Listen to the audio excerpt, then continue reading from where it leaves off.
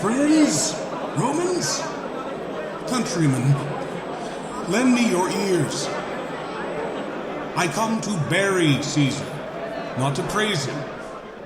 The evil that men do lives after them. The good is oft interred with their bones, so let it be with Caesar.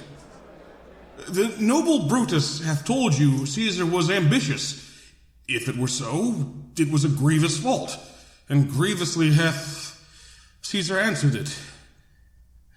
Here, under leave of Brutus and the rest, for Brutus is an honorable man, so are they all honorable men, come I to speak in Caesar's funeral. He was my friend, faithful and just to me. But Brutus says he was ambitious, and Brutus is an honorable man. He hath brought many captives home to Rome, whose ransoms did the general coffers fill. Did this in Caesar seem ambitious?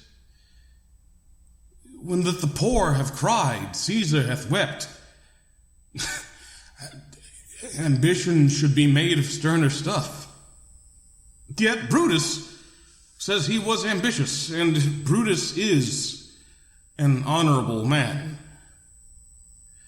You all did see that on the Lupercal I thrice presented him a kingly crown, which he did thrice refuse. Was this ambition?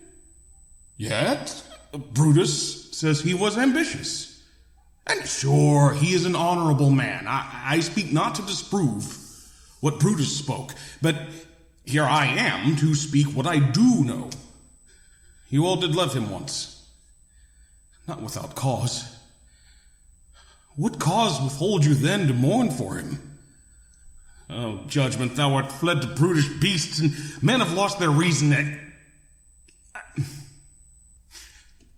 Bear with me, my heart is in the coffin there with Caesar, and I must pause till it come back to me. But yesterday, the word of Caesar might have stood against the world. Now lies he there, and none so poor to do him reverence.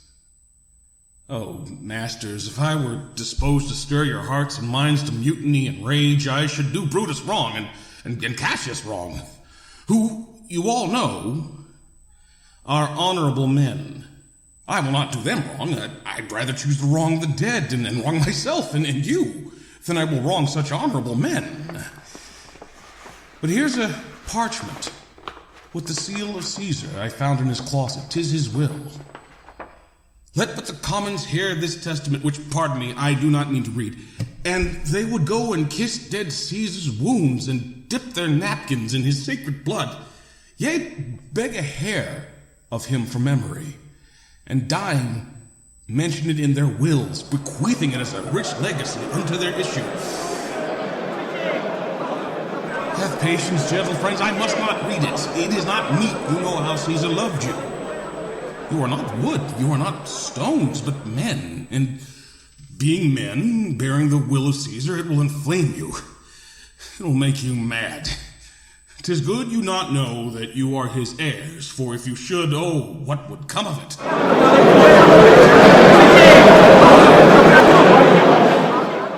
If you have tears, prepare to shed them now.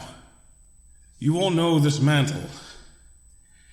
I remember the first time Caesar put it on was a summer's evening in his tent. Look, in this place ran Cassius's dagger through. See what a rent the envious Casca made. Through this, the well-beloved Brutus stabbed, and as he plucked his cursed steel away, mark how the blood of Caesar followed it, as rushing out of doors to be resolved if Brutus so unkindly knocked. Or no, for Brutus, as you know, was Caesar's angel. Judge, O you gods, how dearly Caesar loved him. This was the most unkindest cut of all.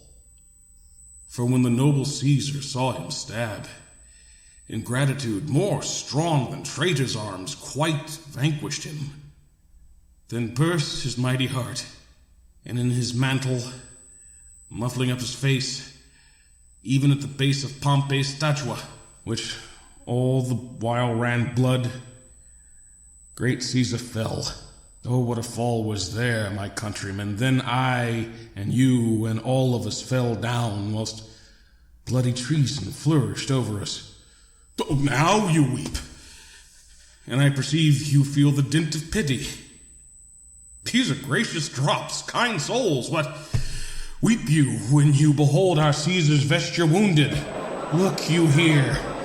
Here is Caesar himself, marred, as you see, with traitors.